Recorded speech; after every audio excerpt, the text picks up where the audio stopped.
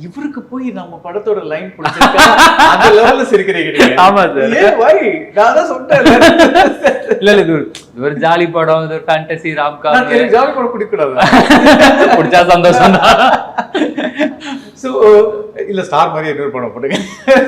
அதுவும் டெஃபினட்டா இல்ல இது லைஃப்ல ஒரு விஷயம் முடிஞ்சிச்சுன்னா அதை விட்டுடணும், அதை சும்மா தொட்டு பார்த்து காமா போட்டு கண்டினியூ பண்ணக்கூடாது அப்படின்ட்டு அது ஒரு செம்ம லைனுங்க. Actually it's more than a line, it's actually ஒரு இதுக்கான கிரெடிட் வந்து நான் விஜய்க்கு இங்கேயே சொல்லிடலாம்னு நினைக்கிறேன் நான். ஏன்னா அது அந்த இடத்துல இப்போ இந்த இன்ஸ்டாகிராம் டைலாக்கு ஸ்பாட்ல எனக்கு அங்க தோணி அங்க அப்படியே போட்டது.